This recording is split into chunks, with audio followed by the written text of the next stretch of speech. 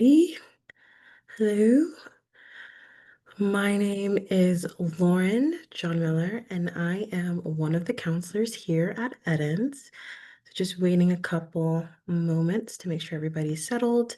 But today we're going to be talking about building emotional resilience.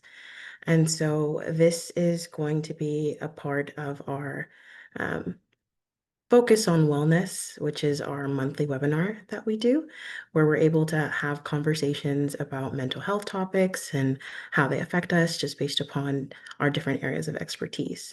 And so, because this is going to be a recorded uh, little conversation, I'm going to ask that you keep all questions in the chat box. That way, to just protect your own anonymity and to ensure that we'll be able to address it as well. And towards the end of this webinar as well, there will be a feedback form, and we would encourage you to fill it out as well. But without further ado, we're going to kind of move into our topic for today. So, building emotional resilience. And so, our objective in our conversation today is essentially to try and understand how do we engage with this thing that we all experience, which is big emotions, right? Whether it's stress or sadness or anxiety or anger or just feeling overwhelmed in life.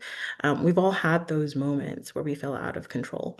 And so, essentially, by the end of today's talk, my hope is that you would be able to recognize the importance of the mind-body connection when it comes to emotion regulation, as well as understanding how your emotional struggles are completely normal and understandable in the context of our individual and environmental factors. I think that sometimes when we are experiencing stress or when we're having anxiety or anger, there's this very common feeling of I'm out of control. There's something wrong with me. I don't know why I react like this.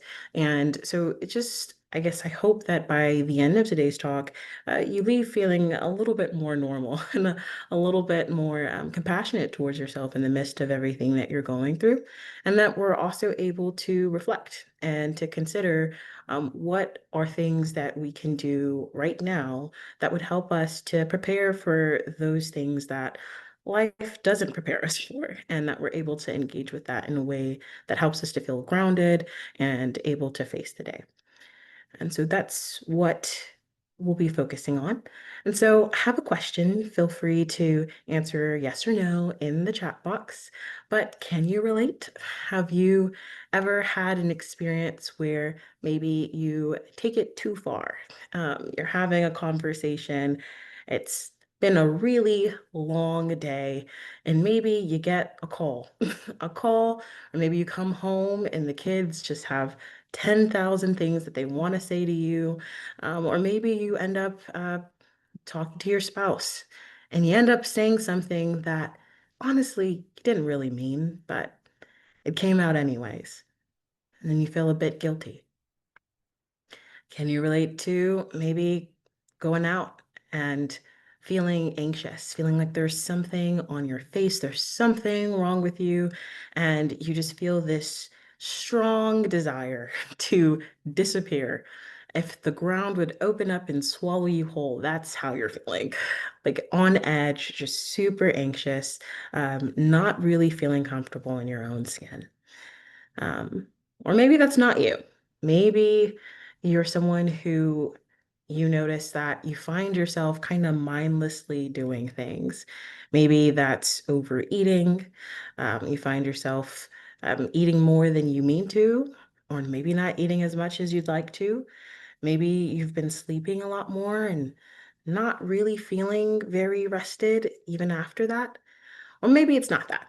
Maybe you find yourself just constantly scrolling, and before you know it, it's been 2.5 hours. And it's like, where has the time gone? Is that you? Right?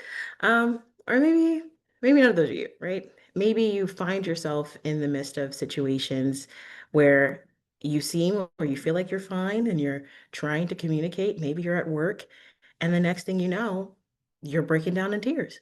Not quite sure where that's coming from or why it just took you over like that. Or maybe you're driving home and you feel yourself just shutting down. Um, those are all experiences that I'm sure that we can relate to, right? Of right now, I don't feel like I'm the one in control. It feels like my emotions are controlling me. Well, I'll have you know that you are in company, and that is very common. Okay, these experiences are normal. And so you may be asking, okay, Lauren, so it's normal, but what is going on? I'm not quite understanding why I'm having these emotional ups and downs. Well, there's a number of different things that could be contributing to that, right? One of them is emotion regulation, which sounds essentially like what it is. How do we engage with the intensity as well as the duration of what we're experiencing at its onset? So when it comes, how do I deal with it? How am I engaging with it? Where does it go? Where does it take me? And that's something that's particularly complex, right? Some of how we understand how to deal with emotions or even how we feel about emotions, whether we dismiss them entirely or we throw ourselves completely into them, well, that also is shaped by our life experiences, right? We all come from different backgrounds and we have different stories and cultures and meanings and values tied to the way that we engage and understand emotions, right? So whether we see it as something that we should be addressing or it's something we stuff down and it's like, I don't have time for this. Can't afford to engage with this right now. Well, all that is shaped by our life experiences as well as some of our current habits. Maybe they're stressors, right? They're things that are going on or things that make it feel as though I can't engage with this the way that I want to, or this feels as though it is so much louder in this moment. And maybe I feel like I am the problem, right? So when we are not able to take care of ourselves, it actually makes it harder to manage these emotions when they come, right? And then that can actually exacerbate that feeling of it feeling completely separate from us, or as though it's something that we're not able to control. And so this is something that we have to kind of consider is where is this coming from? And I'm going to be taking from DBT today, which is a dialectical behavioral therapy, which has a theory regarding, well, where do we get the way that we engage with emotions? And it has this theory that's called biosocial theory. And so in biosocial theory, it has these ideas that biological sensitivity is one of the ways that we can be particularly more prone to responding a certain way in different situations. So going back to some of those earlier scenarios, right, where maybe you end up snapping at somebody or you find yourself just randomly shutting down. Well, some of us have an increased sensitivity, and that's genetic. That can be genetic, that can be our temperament, that can be brain chemistry. And so all that it means is that we are just biologically, there are different components of just maybe how we came into this world, or our genetics or genes, even just family history that contribute to the way that we end up showing up in the world around us. And I think a way to think about it is that some people just naturally feel things in different ways, right? And then we all also react to stress differently, right? And so the little picture there of just the sensor. I don't know if you've ever lived in an apartment complex, but it just seems like some of those are particularly sensitive, where you can have a little smoke coming up, maybe from the steak you're cooking, and the whole thing just goes off, right? And then there's some where you wonder if they're even on, where the smoke floats up to the sky and it doesn't do anything, right? And so I thought that that one might be a helpful just consideration of a picture of just sensitivity, right? So there's some that are particularly sensitive and then some that are not. And same goes for us and our relationship to our emotions, where maybe we feel things just more strongly than others, and maybe someone else's baseline would be where someone else, that's where they're aiming to get to, and they find it really hard to regulate to that point. So that's one theory tied to it, biological sensitivity. The other aspect would be invalidating environments. And so I put a couple quotes of what that may have sounded like. Um, you're too sensitive, or I'll give you something to cry about.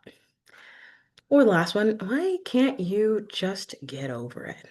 That's a couple of examples. I hope that those don't sound too familiar in regards to the kinds of environments that we may have grown up in, or even just relationally as an adult, that are consistently reinforcing this uh, perspective that there is something wrong with the way that we show up or the way that we are relating to the world around us. And so, with that in consideration, when you're in an environment where your emotions are consistently dismissed or ignored, or honestly, seemingly punished sometimes just for being there, it can be really hard to understand how you are supposed to relate to your emotions, because the myth that ends up being reinforced there is that you are the problem, there's something wrong with you, and then thus, or something wrong with the emotions that are coming up, and thus it's hard to understand how to relate to that. And that can be ingrained, right? So that can happen in your childhood, or that can also happen in relationships. The relationships that we form with others helps us to also understand more about ourselves. And so being in invalidating environments, either where there was no ability to co-regulate or have people who could acknowledge what we were feeling, or to see that our emotions were um, able to be engaged with in a positive way, can make it so that when we do have these experiences where our emotions begin to float up, we're not entirely sure how to engage with it, right? And so if you're already biologically sensitive, right? So there's your proclivity or your temperament, where you're somebody who has these emotions and you feel them strongly, either as a result of your lineage or genetics or temperament or um, biology, or and you find yourself in these environments that seem to consistently dismiss or ignore or punish you for it. And I think another way to think about invalidating is even just like if there's no space for it, right? It may not have been as overt as you're too sensitive, or, I'll give you something to cry about. It may not have been that, but it may have just been that there was no real engagement with the emotions. That's another thing that can be invalidating as well. And so it makes sense that your emotions would now feel overwhelming. What are you supposed to do with them? Where do they go? What does it mean that I'm feeling this way? And so that can feel like this Herculean task of trying to piece through something that you may not have may not have the wherewithal to be able to deal with in the ways that you'd want to, right? And so the good news is this doesn't have to always be this way. And I hope that that's something that is being communicated even now. This may be some things that were true or are true, that you have experienced. But the good thing is that learning to manage your emotions is it is a skill. It is not a personality flaw. And so, what I mean by that is, uh, if you have never been able to ride a bike, I couldn't give you a bike and then just expect that you would hop on and know what to do. And so sometimes when it comes to our emotions and being able to engage with our emotions, there has to be this space of compassion for maybe I just was not ever really taught, either because those around me didn't know how or were not able to. But I didn't really understand how I was supposed to engage with life when these emotions came up. And so now it's coming now and it feels overwhelming. And I'd like to learn. I'd like to learn how to relate to this in a different way. And so it doesn't have to mean that there's something wrong with you or that you are the issue. It can mean that I am someone who is learning at this stage of my life, no matter what that is, a new way to relate to others when I'm upset or when I'm stressed or when I'm feeling anxious or overwhelmed, right? It's essentially about recognizing the power that you still have. When we look at it as a personality flaw or this is just me, I'm just an angry person, I just ruin all my relationships, I'm not able to hold myself together, that's very disempowering. What can you do if that is truly true? And so, this perspective and this approach to engaging with our emotions is really meant to give you back some of that power and to engage with the strengths you already have and to consider the capacity that you have to continue to grow and to develop new skills. And so, with that, I think it would be helpful to define what are we looking at as emotional resilience. And so when we are speaking about emotional resilience, I think it would be helpful to maybe consider it as the ability to weather the storm, right? Um, we, as a result of having to engage with very big emotions that seem very disruptive, that hurt our relationships, that make it hard for us to manage stress, that make it seem as though our emotions take over, we can develop this kind of perspective towards our emotions and desire that it would just turn off. I just wish I didn't feel anything. I wish it would all just go away. It feels as though the emotion is the antagonist, and that is what we need to eradicate. But we want to maintain a perspective. Emotions are part of the beauty of life. Even the sadness or anger or grief, of which sometimes it seems hard to experience, it has value and it allows us to be able to reflect and to see what matters to us. And so, all emotions are valuable. We don't want to turn them off. We don't. We just want to be able to engage with it in a way that allows us to still stay grounded and to be able to bounce back from feeling as though these emotions kind of take over or are different than who we are, right? We just want to develop tools to manage them when they do come. And so it's like thinking about in terms of weathering the storm.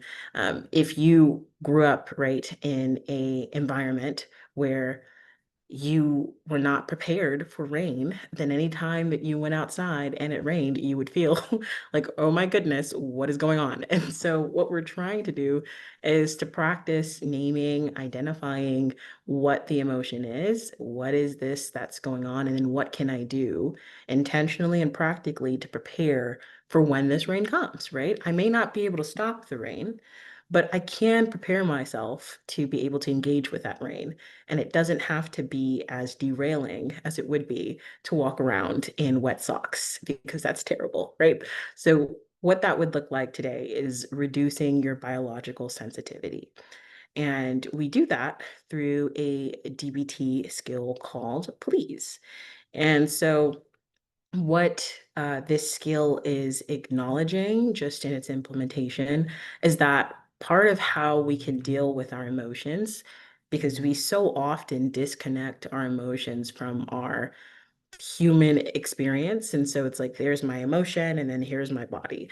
And I am here today to tell you the two are very much connected. And if we can identify ways to regulate through those skills and increase the connection that we see between our mind and our body, well, then that is a way that we can use our body to support us as we're navigating through our emotions. And that's a skill. So going back to everything we said before, um, it is a skill.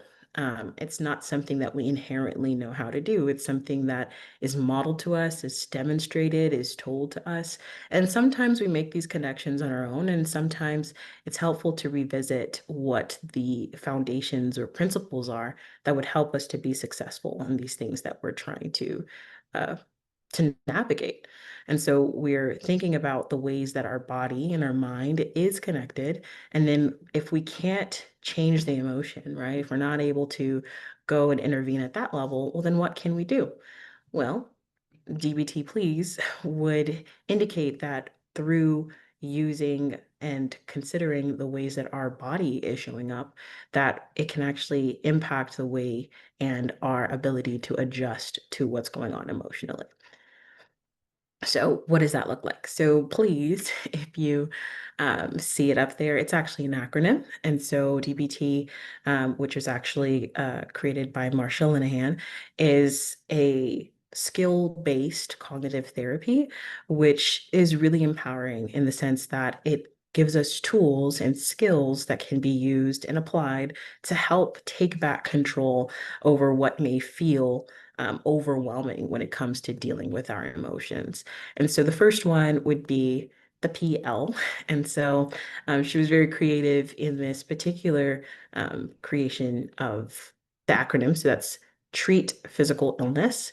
And so what that would look like is choosing intentionally to take care of your body. And I say that plainly because that's something that we don't always think about first when we're experiencing deep emotional dysregulation, when we're feeling overcome by our emotions. But there are some things that we experience, that brain fog, anxiety, depression, where actually there may be another cause, and we may be trying to navigate the stress in a way that could actually be managed in a different way. So this looks like choosing to take care of your body and seeing a doctor when necessary. Sometimes we don't see a doctor for a number of different reasons, and it may be a sign to see what can be done to be able to see a professional and to consider what medications may be necessary and recognize when you need to take care of the illness. And there may be something underlying that we're reacting to and we're fighting the wrong fight. And that can be really helpful to identify, or at least at the very least, rule out those other medical things that may be going on. Um, the next part of that is balanced eating, right? And so when we consider food as fuel for your body, I don't know if you've heard that terminology before, but essentially what we put into our body does impact our output. I'm sure you've had a time before where you ate something that looked delicious. It was it was so tantalizing. And then after you ate it, it felt like someone hit a power down button on you. And so it's just this acknowledgement that what we put into our food does have an impact on the way that we show up, right? And food in and of itself is meant to fuel us as we are engaging with the rest of our lives. And when we are experiencing a lot of emotional stress, one of the first things that can end up going is either we end up not eating at all, right? Or we end up eating or making choices that are reflective of our emotional state, which then actually can perpetuate the way that we feel. And so, although it can be hard, it's like, well, Lauren, I'm eating that because I feel terrible. And so, this is where I feel that I get my joy, right? And I would encourage you to also consider what we can do, then there's something else going on, right? And if we want to be able to navigate what's going on, then we would want to try to isolate what is truly affecting you. And if we can work on even just one aspect of the food, we're not saying that you have to go. And I think for some reason, when we talk about balanced eating, because of the messaging in the media, that looks like grass or that looks like something that's not particularly appealing. But even if it's looking to try and incorporate more protein or trying to have some fruits or veggies or looking into staying even hydrated, that's a part of balanced eating. How much water are we consuming? Are there any available supplements? Are we getting our vitamins, right? Are we engaging with what our body needs to be able to repair itself? Because that can also impact the way that we feel. Um, A refers to avoiding mood altering substances.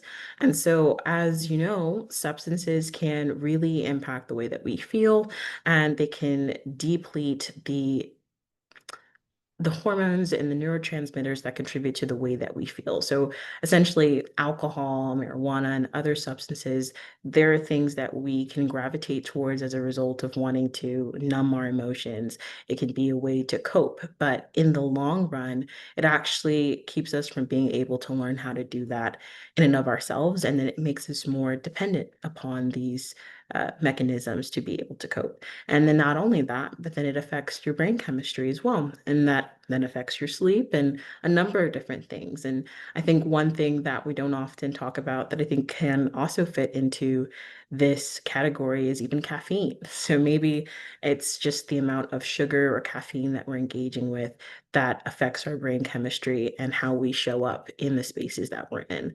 And so when you are noticing that maybe you're using substances to escape or to cope, it would be helpful to try and have a moment of reflection of how do I feel after using this, right? Is this something that I move towards as a result to avoid something, right? Am I trying to reduce the experience of something? And that itself can be a sign of a kind of dependence that actually may be perpetuating the difficulty in regulating your emotions. And so the next one would be, it would be S, which is balancing sleep. And so that is something that I grew up hearing. I will sleep when I'm dead. I've heard that kind of terminology where we kind of treat sleep as almost optional, if you will. And that can come from a prioritization of work. Maybe it feels as though it's just not as feasible considering all the rest of your responsibilities. Maybe there are different things that disrupt your sleep. That can be a number of relationships or substances or different things that make it hard, maybe pain even. And so that would be a situation where you would try to identify and investigate, well, what is contributing to what makes it hard for me to sleep, right? And then based upon what that answer is, if that's insomnia, there are treatments and therapies for that as well. But identifying with the support that you can identify if that does look like seeking a therapist, if that looks like going to a doctor, if that looks like trying to identify how you can engage community or find a kind of support system to help you to be able to prioritize sleep or sleeping more, that can be helpful, right? Maybe it's looking at sleep hygiene, right? What is going on before I sleep? Am I on my phone? Am I putting myself in a situation where I'm not able to actually focus on sleeping? And by the time that sleep comes, maybe it's at a later time. So that is a time period for us to be able to feel refreshed. It's the time when our bodies are able to go over all the things of the day. And since it's not focusing on digesting food and it's not focusing on having to be alert, that it can focus on repairing. And so if we're not sleeping, then that actually can contribute to us feeling worse as we continue and our body's not getting the rest that it needs, right? And then the last one being exercise. And this is another one that I think sometimes feels like a luxury in regards to maybe the hours that you're working, or I think sometimes when we say exercise, we equate it to going to the gym or getting some pricey membership. That's not necessarily what would be needed if you want to exercise. That may look like choosing to uh, do something, have some kind of movement that you enjoy so that you are able to move for at least 20 minutes or so, right? If that's walking back and forth inside of your living room, if that's going outside, if that's gardening, if that's just making sure your body was made to move, it has all these muscles and ligaments and it experiences a kind of liberation when it's able to move the way it was made to move. And so we want to try and aim for at least 20 minutes or so for at least 3 to 5 times a week. And that may feel very big, but I think even just aiming to acknowledge and allow your body to move regularly can actually help to support and to move you into a different mood or state, just as a result of the natural chemicals that are released in movement. And so, um, why does any of this matter? It's like, okay, Warren, you're telling me I should focus on these things. If I if I could just do these things, I probably would have done these things. Well, we want to acknowledge the fact that your brain isn't operating in a vacuum, right? And doing these things doesn't mean that your depression is going to immediately disappear or that you're suddenly not going to be anxious anymore. But what it does mean is that you would be able to have more control over those situations when they do occur. Just like this little penguin that we see right here, who's sitting in the fire and saying, "This is fine." When you are in that state where everything is on fire, then there is the smoke and there is the heat. And I want you to imagine that you're focusing on trying to patch up something on the roof while the house is on fire. It's going to be quite hard to do so. And there are things that have more immediacy in that particular situation. And so your brain needs that fuel. Your brain is in your body, and it needs the fuel that would come from the sleep, from treating the physical illness, that would come from avoiding those mood altering substances, that would come from the food that you're eating to be able to deal with those emotions when they come. And that's what would help you to be able to have a decreased reactivity, right? The sleep would help to repair and to work on all those things that it's not able to address in the same way when you are awake. You're helping to prepare your body to handle stress when it comes and your emotions more effectively. I want you to think of those situations where I don't know if you've ever tried to use your phone in a hot car and the way that it freezes up, especially here in Houston, it's always so hot. And so it's not that your phone doesn't have the ability to open maps or to call someone. It's that in that particular state, it is inhibited from being able to function at its best because of the external environment. And so that's what we're focusing on. It's like, what can I do to help increase my ability to deal with the situations that are at hand? I don't want to make it any harder for myself. And it's not that you've been trying to, it's sometimes that we're not always aware of how our physical health actually does translate to our mental health. And also by engaging in these tasks, it's also reiterating to yourself that you do matter. Oftentimes, in the midst of difficulty and stress and all these different emotional states, there can be this pervasive thought pattern where we judge ourselves, where we're not able to be compassionate towards ourselves. But when we are intentionally deciding to take care, to go to the doctor, to um, eat well, to try and sleep. And we're setting those boundaries. We're intentionally seeking out certain kinds of food. We're choosing to book that appointment instead of putting ourselves last when it comes to our family or the people that we love. It is reiterating and it is building that esteem within ourselves and that we matter. And that our lives are important, which can also help to increase our ability to deal with negative circumstances when they arise.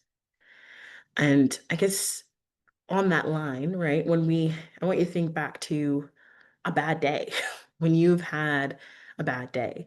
And typically, when you have had that bad day, I can imagine that it's been a number of these different things that maybe have contributed to it not being so great. Maybe you noticed that you hadn't been to the doctor in 2 years or so. Maybe you've been noticing that you've been coming to Domino's a bit more than you'd like to, and they know what your regular is, or maybe even just eating things that don't feel like real food or are very processed or fatty, and it makes you feel lethargic or slow. Maybe you've been drinking a bottle of wine each night and you notice yourself falling more and more into arguments or fights with the people that you love. And your sleep is disrupted. You're not able to sleep through the night. You find yourself waking up periodically. And so, even though you end up trying to sleep through the day, you still feel really tired. And you don't leave your house. You're not able to go outside and you don't engage with people very often. And that can make you feel particularly unwell and unhealthy, right? And that feeling itself makes it really hard to climb out of any other feeling that may come, right? If we're too dysregulated to take care of all these areas, that's okay, but we want to identify what can I do, right, to get some of that power back because it would feel like everything is kind of spinning out of control. Contrast that with the days that you've had a good day, right? What typically happens on those days? You probably were able to get something to eat. You're probably able to have breakfast. Maybe you found yourself feeling more alert. You probably would say that you got some sleep, the sleep that you needed, or that you went to the doctor and everything was fine, right? So on those good days slash bad days, or those experiences that we have, we sometimes make this connection unconsciously of, I had a good day, I got to sleep last night. I had a bad day, I didn't really have much to eat. I'm feeling hangry.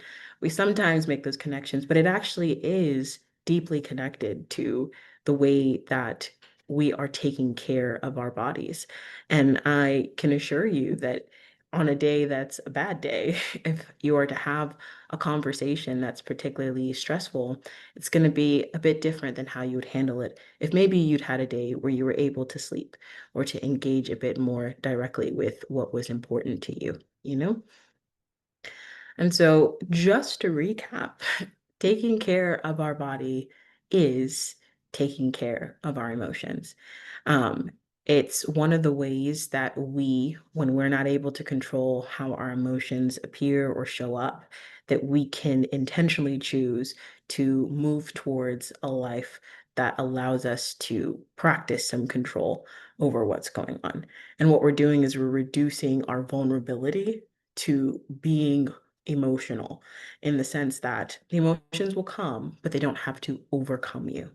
And that is because you've been able to identify and take care of the body, which would help you to be able to deal with those emotions because the two are related. They're deeply related. And when the body is taken care of, just like we mentioned earlier with the phone, if it's not in that heated environment, then it's still able to navigate and deal with that task. But it's almost impossible to do so when we're not caring for that external environment. And it's not about trying to accomplish a list of things. I hope that that's not what you took from today of I just need to do all of these things. I think it's about trying to practice a curiosity about what we can do, right? Even if it's just one of these things to consider how can I work towards that to help to navigate my situation, my emotions, so that I feel more prepared to engage with my emotions from day to day. And as we talked about, understanding again, emotions come. Everybody experiences emotions, and there's a number of different things that can contribute to why our emotions feel as strong as they do when they come, which that comes from our biology, our temperament, our genetics, and then also our environmental circumstances. There can be things even presently now that don't seem to have any kind of regard for our emotions that dismiss it or continually maybe communicate to us that what we feel doesn't matter or it's too much. And so that itself can actually exacerbate the strength of our emotion. It's like a match and gasoline. And so what we want to do is reduce our vulnerability to that and to acknowledge what we can do to make ourselves less vulnerable, just one step at a time. And I hope that in our conversation today, it's helped to maybe start a conversation. Maybe it's a conversation you've had before of maybe I should do this, but I just don't know how. Of just to consider what your current habits are and how they may be impacting your emotional stability, and hopefully to give you that courage to consider what can be done to move towards being able to regain that control. And so I will leave you with one challenge in our conversation, which is to try and focus on one part of that please, right? It doesn't have to be something that's huge. I think that we have this idea that change has to be this. I have to do this huge overhaul. I'm going to go and throw everything out. Sometimes it looks like taking an intentional step in a direction that you recognize is going to benefit you for the better. And so identifying what's one thing I can try to do this week that could potentially help and try to notice those small changes. If that's trying to journal or just noting down or even just having a conversation about how that is helpful. That is one step towards moving towards that emotional resiliency, right? Being able to weather the storm as it comes. And yeah, I am Lauren. I'm an LMSW that's here at Eden's Counseling, and I use DBT as a part of my work as well. So if you ever are interested in those services, feel free to book with me as well. And or feel free to call Eden's Counseling Group, where we are able to match you with counselors that would be able to help you if you need some support in understanding what that would look like for your situation. If this conversation was helpful, or you need more support, and it would be helpful to have someone to walk through that with you and identify how those changes would be beneficial to you, feel free to call us at our numbers that are listed here. And thank you for joining us tonight. Thank you for coming out. And if you have any questions, feel free to drop them in the chat. And there is a feedback form that will be making its way in the chat.